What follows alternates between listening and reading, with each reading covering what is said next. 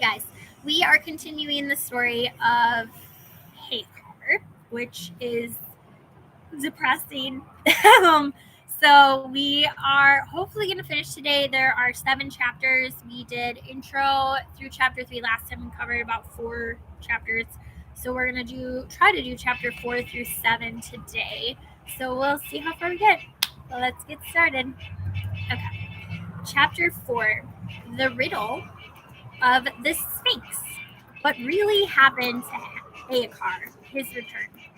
And when the king of Egypt had made sure that Ahikar was slain, he arose straightway and wrote a letter to King Sennacherib, reminding him in it of the peace and the health and the might and the honor which we wish specially for thee, my beloved brother King Sennacherib. I have been desiring to build a castle between the heaven and the earth, and I want thee to send me a wise, clever man from thyself to build it for me, and to answer me all my questions, and that I may have the taxes and the custom duties of Assyria for 3 years. Then he sealed the letter and sent it to Sennacherib. He took it and read it and gave it to his viziers and to the nobles of this kingdom, and they were perplexed and ashamed, and he was wroth with a great wrath, and was puzzled about how he should act. Then he assembled the old men and the learned men, and the wise men and the philosophers and the diviners and the astrologers, and every one who was in his country, and read them the letter, and said to them, Who amongst you will go to Pharaoh, king of Egypt, and answer him these questions? And they said to him, O our lord the king, know thou that there is none in thy kingdom who is acquainted with these questions except Ahikar, thy vizier and secretary. But as for us, we have no skill in this, unless it be Nadin, his sister's son, for he taught him all his wisdom and learning and knowledge. Call him to thee, perchance he may untie this hard knot. Then the king called Nadin and said to him, Look at this letter and understand what is in it. And when Nadin read it, he said, O my lord, who is able to build a castle between the heaven and the earth? And when the king heard the speech of Nadin, he sorrowed with a great and sore sorrow, and stepped down from his throne and sat in the ashes, and began to weep and wail over Ahikar, saying, Oh my grief, O Ahikar, who didst know the secrets and the riddles. Woe is me for thee, O Ahikar, O teacher of my country and ruler of my kingdom. Where shall I find thy like, O Ahikar, O teacher of my country? Where shall I turn for thee? Woe is me for thee. How did I destroy thee? And I listened to the talk of a stupid, ignorant boy without knowledge, without religion, without manliness. And again, for myself, who can give thee to me just for once, or bring me word that Ahikar is alive, and I would give him the half of my kingdom? Whence is this to me? Ahikar, that I might see thee just for once, that I might take my fill of gazing at thee and delighting in thee. Oh my grief for thee to all time. O Ahikar, how have I killed thee? And I tarried not in thy case till I had seen the end of the matter. And the king went on weeping night and day. Now when the swordsman saw the wrath of the king and his sorrow for Ahikar, his heart was softened towards him. And he approached into his presence and said to him, O my lord, command thy servant to cut off my head. Then said the king to him, Woe to thee, Abu Samik, what is thy fault? And the swordsman said unto him, O my master, every slave who acts contrary to the word of his master is killed, and I have acted contrary to thy command. Then the king said unto him, Woe unto thee, O Abu Samik, in what hast thou acted contrary to my command? And the swordsman said unto him, O my lord, thou didst command me to kill Ahikar, and I knew that thou wouldst repent thee concerning him, and that he had been wronged, and I hid him in a certain place, and I killed one of his slaves, and he is now safe in the cistern. And if thou command me, I will bring him to thee. And the king said unto him, Woe to thee, O Abu Samik, thou hast mocked me, and I am thy lord. And the swordsman said unto him, Nay, but the life of thy head, O my lord. Ahikar is safe and alive. And when the king heard that saying, he felt sure of the matter, and his head swam, and he fainted from joy, and he commanded them to bring Ahikar. And he said to the swordsman, O trusty servant, if thy speech be true, I would fain enrich thee, and exalt thy dignity above that of all thy friends. And the swordsman went along rejoicing till he came to Ahikar's house. He opened the door of the hiding place and went down and found Ahikar sitting, praising God and thanking him. And he shouted to him, saying, O Ahikar, I bring the greatest of joy and happiness and delight. And Ahikar said to him, What is the news, O Abu Samik? And he told him all about Pharaoh from the beginning to the end. Then he took him and went to the king. And when the king looked at him, he saw him in a state of want, and like the wild beasts, and his nails like the claws of an eagle, and that his body was dirty with dust, and the color of his face and had changed and faded, and was now like ashes. And when the king saw him, he sorrowed over him, and rose at once and embraced him, and kissed him, and wept over him, and said, Praise be to God, who hath brought thee back to me. Then he consoled him and comforted him, and he stripped off his robe and put him on the swordsman, and was very gracious to him, and gave him great wealth, and made Ahikar rest. Then said Ahikar to the king, Let my lord the king live forever. These be the deeds of the children of the world. I have reared me a palm tree that I might lean on it, and it bent sideways and threw me down. But my lord, since I have appeared for thee, let not care oppress thee. And the king said to me, Blessed be God, who showed thee mercy, and knew that thou wast wrong, and saved thee, and delivered thee from being slain. But to go to the warm bath, and shave thy head, and cut thy nails, and change thy clothes, and amuse thyself for the space of 40 days, that thou mayest do good to thyself, and improve thy condition, and the color of thy face may come back to thee. Then the king stripped off his costly robe, and put it on Ahikar, and Ahikar thanked God, and did obeisance to the king, and departed to his dwelling glad and happy, praising the Most High God. And the people of his household rejoiced with him, and his friends, and everyone who heard that he was alive rejoiced also. Chapter 5. To the letter of the riddles is shown to Ahikar, the boys on the Eagles, the first airplane ride off to Egypt. Ahikar, being a man of wisdom, also has a sense of humor. And he did as the king commanded, and took rest for 40 days.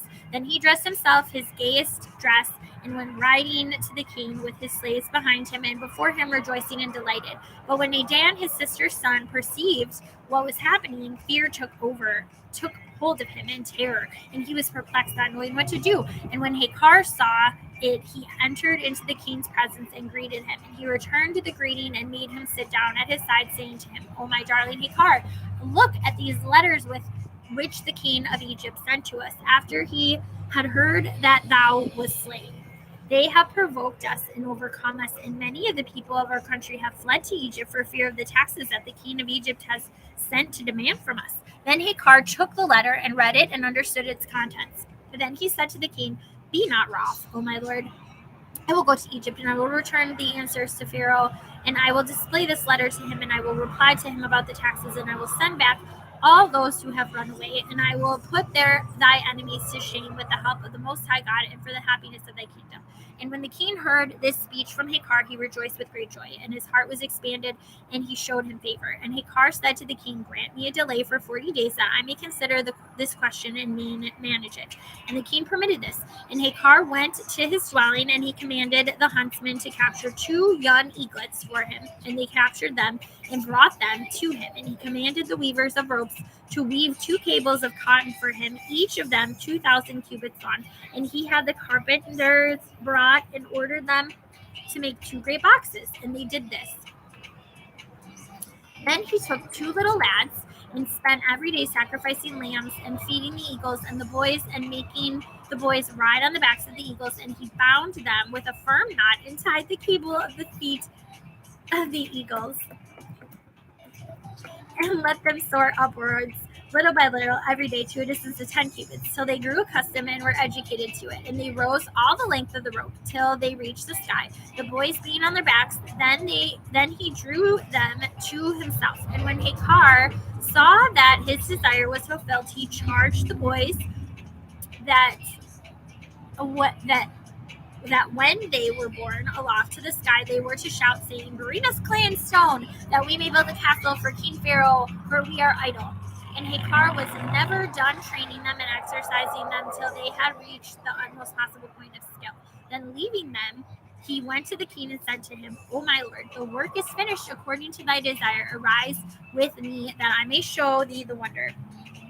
So the king sprang up and sat with Ahikar, and went to a wide place, and sent to bring the eagles and the boys. And Ahikar tied them, and let them off into the air all the length of ropes, and they began to shout as he had taught them. Then he drew them to himself, and put them in their places. And the king of those who were with him wondered with a great wonder. And the king kissed Ahikar between his eyes and said to him, "Go in peace, O my beloved, O pride of my kingdom, to Egypt, and answer the questions of Pharaoh, and overcome him by the strength of the Most High God."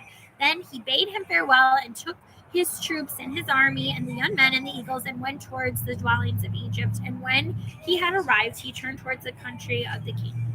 And when the people of Egypt knew that Sennacherib had sent a man of his privy council to talk with Pharaoh and to answer his questions, they carried the news to King Pharaoh, and he sent a party of his privy counselors to bring him before him.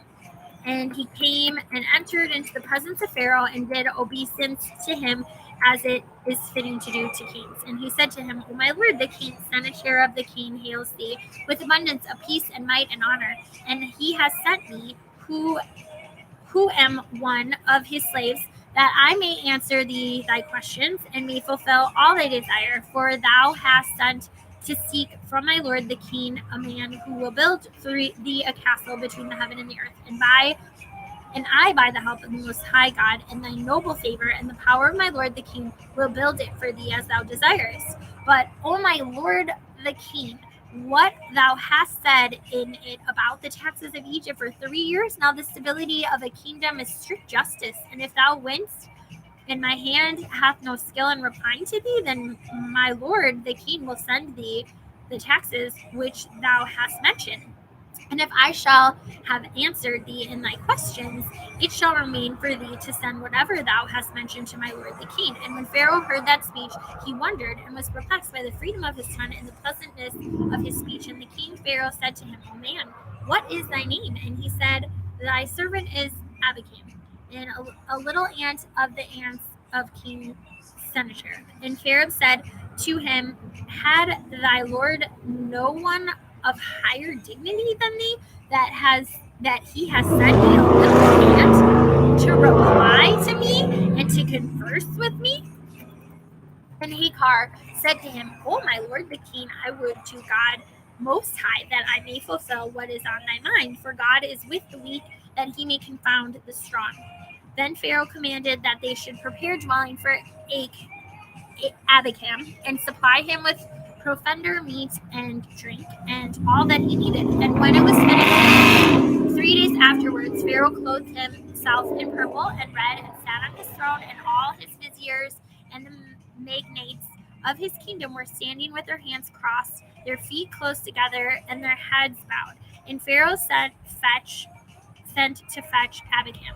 And when he was presented to him, he did obeisance before him and kissed the ground in front of him. And King Pharaoh said to him, "O Abikam, who am I like? And the nobles of my kingdom, to whom are they like?" And Ahikar said to him, "O my lord, the king thou art like the idol Bel, and the nobles of thy kingdom are like his servants." He said to him, "Go and come back hither tomorrow." So Ahikar went as King Pharaoh had commanded him, and on the morrow Ahikar went into the presence of Pharaoh and did obeisance and stood before the king. And Pharaoh was dressed in red color, and the nobles were dressed in white.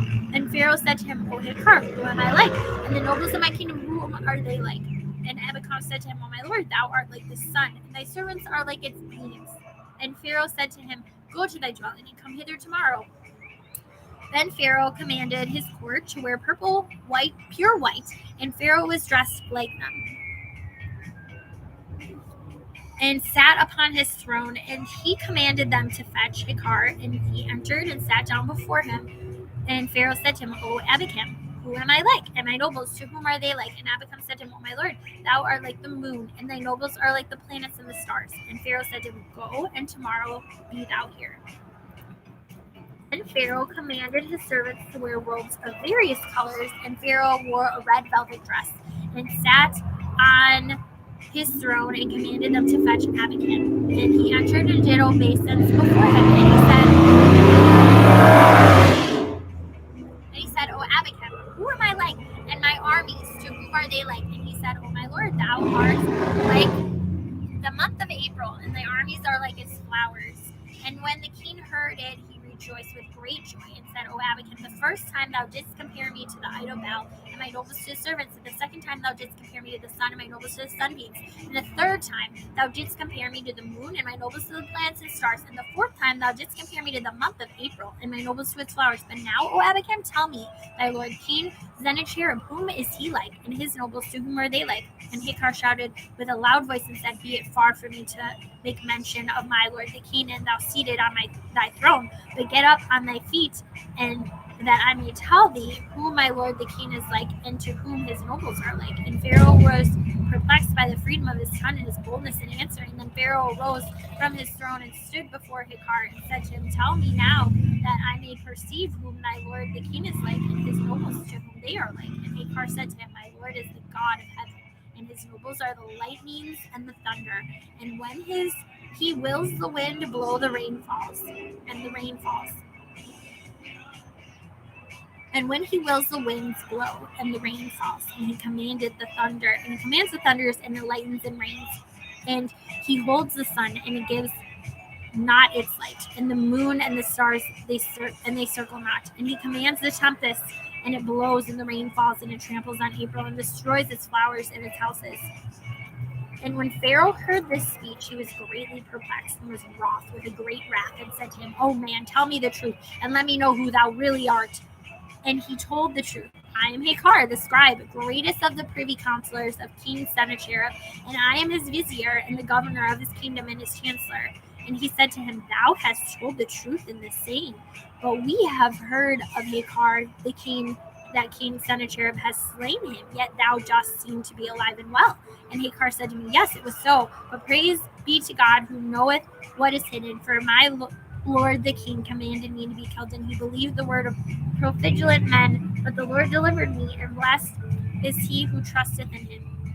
And Pharaoh said to Ahikar, Go, and tomorrow be thou here, and tell me a word that I have never heard from my nobles, nor from the peoples of my kingdom and my country.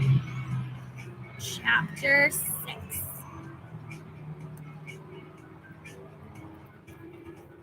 The ruse succeeds. Ahikar answers every question of Pharaoh. The boys on the eagles are the climax of the day. Wit, so rarely found in the ancient scriptures, is revealed in verses 34 to 45. And Ahikar went to his dwelling and wrote a letter, saying in it on this wise: From Sennacherib, king of Assyria, and Nineveh to Pharaoh, king of Egypt. Peace be to thee, O my brother, and what we make known to thee by this is that a brother that has need of his brother, and kings of each other. And my hope from thee is that thou wouldst lend me 900 talents of gold, for I need it to be. Sorry, my For I need it to be. I lost my place. Victualling of some of the soldiers, that I may spend it upon them, and after a little while I will send it thee. Then he folded the letter and presented it on the morrow to Pharaoh. And when he saw it, he was perplexed and said to him, Verily, I have never heard anything like this in language from anyone. Then Ahikar said to him, Truly, this is a debt which thou owest to my lord the king. And Pharaoh accepted this, saying, O Ahikar, it is the like of thee who are honest in the service of kings.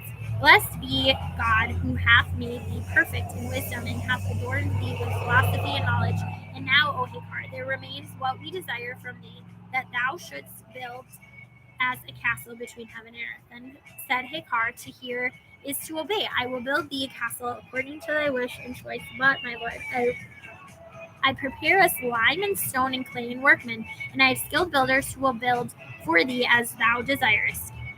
And the king prepared all that for him, and they went to a wide place, and Ahikar and his boys came to him to it. And he took the eagles and the young men with him, and the king and all his nobles went, and the whole city assembled, that they might see what Ahikar would do. Then Ahikar let the eagles out of the boxes, and tied the young men on their backs, and tied the ropes to the eagles' feet, and let them go in the air. And they soared upwards till they remained between heaven and earth. And the boys began to shout, saying, Bring bricks, bring clay, that we may build the king's castle, for we are standing idle. And the crowd was astonished and perplexed, and they wondered, and the king and his nobles wondered. And Ahikar and his servants began to beat the workmen, And they shouted for the king's troops, saying to them, Bring to the skilled workmen what they want, and do not hinder from their work. And the king said to them, Thou art mad. Who can bring anything up to that distance? And Ahikar said to him, Oh, my lord, how shall we build a castle in the air? If my lord the king were here, he would have built several castles in a single day. And Pharaoh said to him, Oh, go, O Ahikar, to thy dwelling and rest, for we are given up building the castle, and tomorrow come to me. Then Ahikar went to his dwelling, and on the morrow he appeared before Pharaoh. And Pharaoh said, O Ahikar, what news is there of the horse of thy lord? For when he neighs in the country of Assyria and Nineveh, and our mares hear his voice, they cast their young. And when Ahikar heard this speech, he went and took a cat and bound her and began to flog her with a violent flogging till the Egyptians heard it. And they went and told the king about it. And Pharaoh sent to fetch Ahikar and said to him, O Ahikar, wherefore dost thou flog thus and beat that dumb beast? And Ahikar said to him, My lord the king, verily she has done an ugly deed to me, and has deserved this drubbing and flogging. For my lord King Sennacherib had given me a fine cock, and he had a strong, true voice, and knew the hours of the day and the night. And the cat got up this very night and cut off its head and went away. And because of this deed, I have treated her to this drubbing. And Pharaoh said to him, O Ahikar, I see from all this that thou art growing old and art in thy dotage. For between Egypt and Nineveh there are 68 parasangs. And how did she go this very night and cut off the head of thy cock and come back? And Ahikar said to him, O my lord, if there were such a distance between Egypt and Nineveh, how could thy mares hear when my lord the king's horses neigh and cast their young? And how could the voice of the horses reach to Egypt? And when Pharaoh heard that, he knew that Ahikar had answered his questions. And Pharaoh said, O Ahikar, I want thee to make me ropes of the sea sand. And Ahikar said to him, O my lord the king, order them to bring me a rope out of the treasury, that I may make one like it. Then Ahikar went to the back of the house and bored holes in the rough shore of the sea, and took a handful of sand in his hand, sea sand. And when the sun rose and penetrated into the holes, he spread the sand in the sun till it became as if woven like ropes. And Ahikar said, Command thy servant to take these ropes, and whenever thou desirest, I will weave thee some like them. And Pharaoh said, O Ahikar, we have a millstone here, and it has been broken, and I want thee to sew it up. Then Ahikar looked at it and found another stone, and he said to Pharaoh, O my lord, I am a foreigner, and I have no tool for sewing, but I want thee to command thy faithful shoemakers to cut awls from this stone, that I may sew that millstone. Then Pharaoh and all his nobles laughed, and he said, Blessed be the Most High God, who gave thee his wit and knowledge. And when Pharaoh saw that Ahikar had overcome him and returned him his answers, he at once became excited and commanded them to collect for him 3 years' taxes and to bring them to Ahikar. And he stripped off his robes and put them up upon Ahikar and his soldiers and his servants, and gave him the expenses of his journey. And he said to him, Go in peace, O strength of his lord and pride of his doctors. I have any of the sultans thy like. Give my greetings to thy lord Sennacherib, and say to him how we have sent him gifts, for kings are content with little. Then Ahikar rose and kissed King Pharaoh's hands, and kissed the ground in front of him, and wished him strength and continuance and abundance in his treasury, and said to him, O my lord, I desire from thee that not one of our countrymen may remain in Egypt. And Pharaoh rose and sent heralds to proclaim in the streets of Egypt that not one of these people of Assyria or Nineveh should remain in the land of Egypt, but that they should go with Ahikar. Then Ahikar went and took leave of King Pharaoh, and journeyed, seeking the land of Assyria and Nineveh. And he had some treasures and had a great deal of wealth.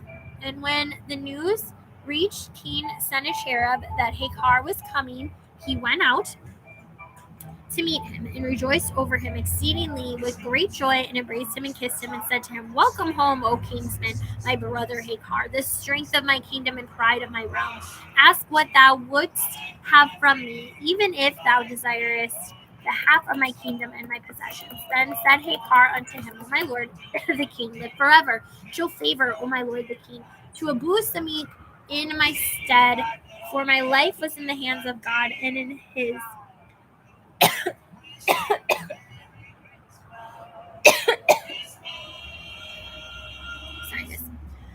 Then said Sennacherib the king, honor to be to thee, O my beloved Ahikar. I will make the station of Abu Samik, the swordsman, higher than all my privy counselors and my favorites.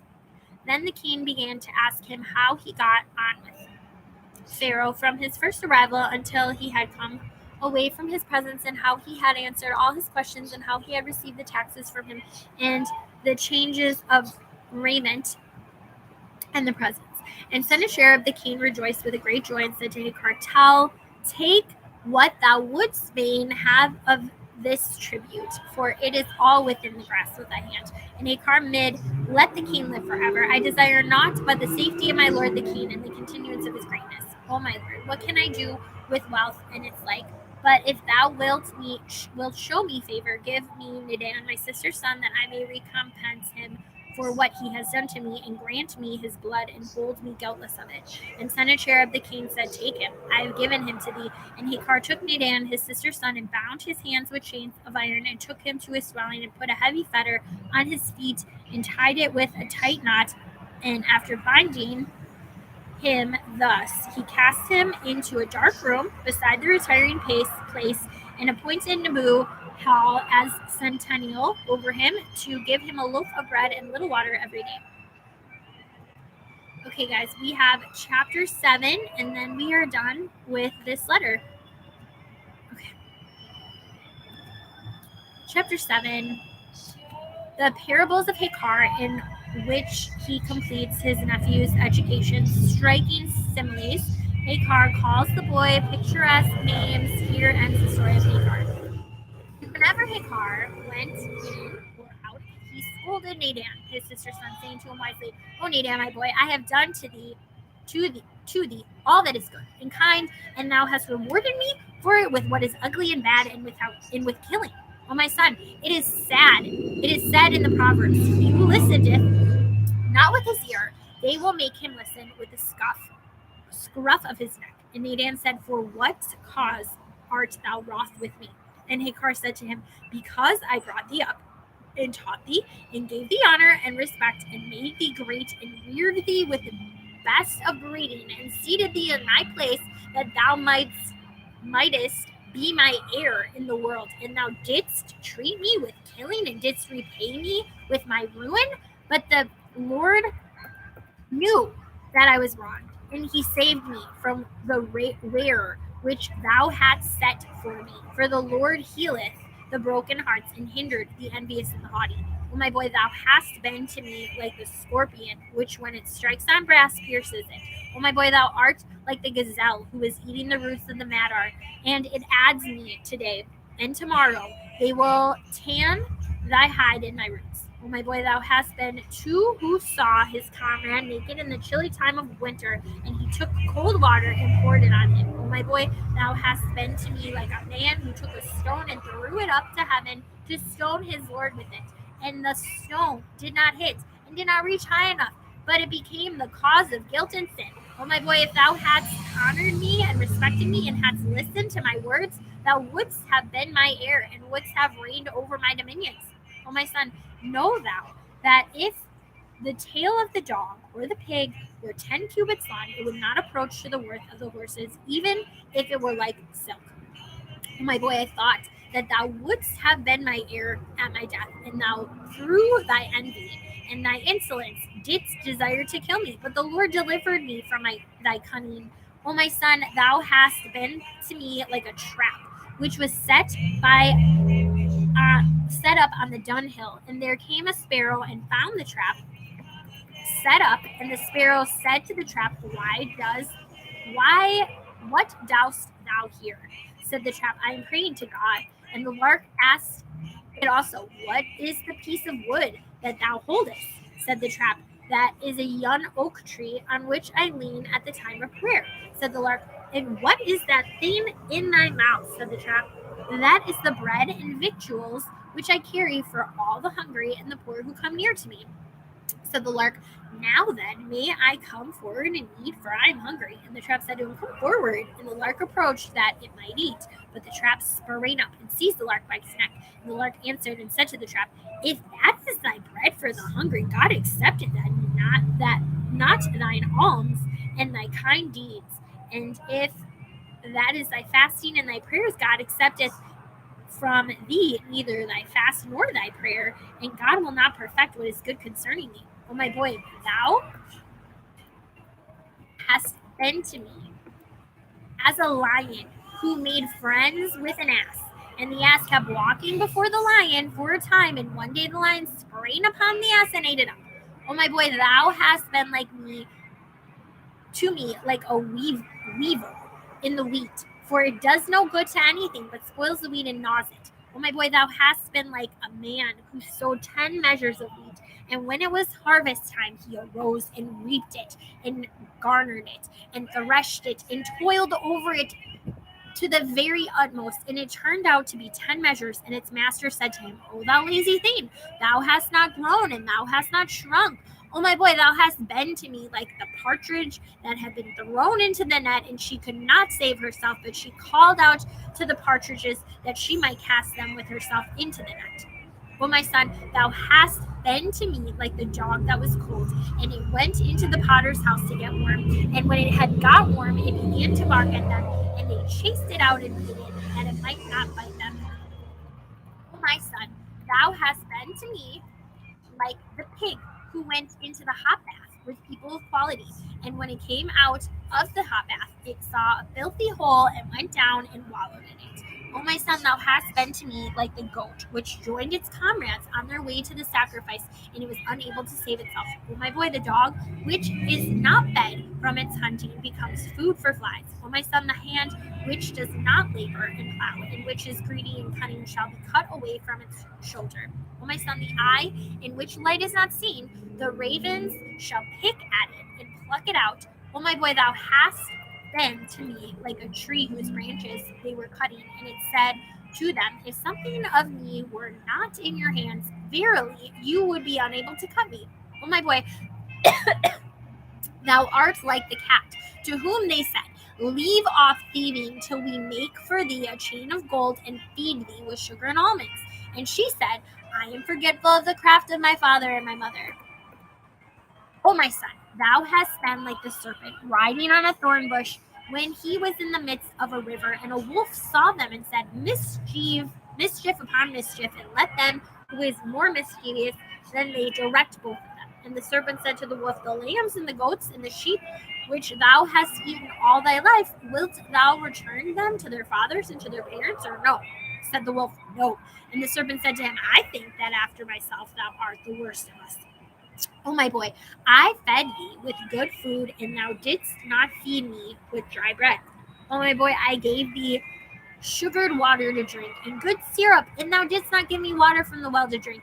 O my boy, I taught thee, and brought thee up, and thou didst dig a hiding place for me, and didst conceal me. O my boy, I brought thee up from with the best upbringing, and trained thee like a tall cedar, and thou hast twisted and bent me. O my boy, it was my hope concerning thee that thou wouldst build me a fortified castle, that I might be concealed from my enemies in it, and thou didst become to me like one burying in the depth of the earth, but the Lord took pity on me and delivered me from thy cunning. O my boy, I wished thee well, and thou didst reward me with evil and hatefulness, and now I would fain tear out thine eyes and make thee food for dogs, and cut out thy tongue, and take off thy head with the edge of the sword, and recompense thee for thine abominable deeds. And when Dan heard this speech from his uncle Ahikar, he said, O my uncle, deal with me according to thy knowledge, and forgive me my sins. For who is there who has sinned like me, and who is there who forgives like thee? Accept me, O my uncle. Now I will serve in thy house, and groom thy horses, and sweep up the dung of thy cattle, and feed thy sheep. For I am the wicked, and thou art the righteous. I the guilty, and thou the forgiving. And Ahikar said to him, O my boy, thou art like the tree which was fruitless beside the water, and its master was vain to cut it down. And it said to him, Remove me to another place, and if I do not bear fruit, cut me down. And its master said to it, Thou being beside the water hast not borne fruit, how shalt thou bear fruit when thou art in another place? O my boy, the old age of the eagle is better than the youth of the crow. Oh, my boy, they said to the wolf, keep away from the sheep, lest their dust should harm thee. And the wolf said, the dregs of the sheep's milk are good for my eyes. Oh, my boy, they made the wolf go to school that he might learn to read, and they said to him, say A, B. He said, lamb and goat in my belly. Oh, boy. They set the ass down at the table, and he fell and began to roll himself in the dust. And one said, let him roll himself, for it is his nature, he will not change. Oh, my boy, the saying has been confirmed, which runs, if thou beggest a boy, call him thy son, and if thou rearest a boy, call him thy slave. Oh, my boy, he who doeth good shall meet with good, and he who doeth evil shall meet with evil. But the Lord requiteth a man according to the measure of his work. Oh, my boy, what shall I say more to thee than these sayings? For the Lord knoweth what is hidden, and is acquainted with the mysteries of the secrets, and he will requite thee and will judge betwixt me and thee, and will recompense thee according to thy desert. And when Nadan heard that speech from his uncle Ahikar, he swelled up immediately and became like a blown-out bladder. And his limbs swelled, and his legs, and his feet, and his side, and he was torn, and his belly burst asunder, and his entrails were scattered, and he perished and died. And his latter end was destruction, and he went to hell. For he who digs a pit for his brother shall fall into it, and he who sets up traps shall be caught in them. This is what happened and what we found about the tale of Ahikar, and praise to God forever. Amen and peace. This chronicle is finished with the help of God. May he be exalted. Amen, amen, amen. All right, guys, thanks for watching and listening.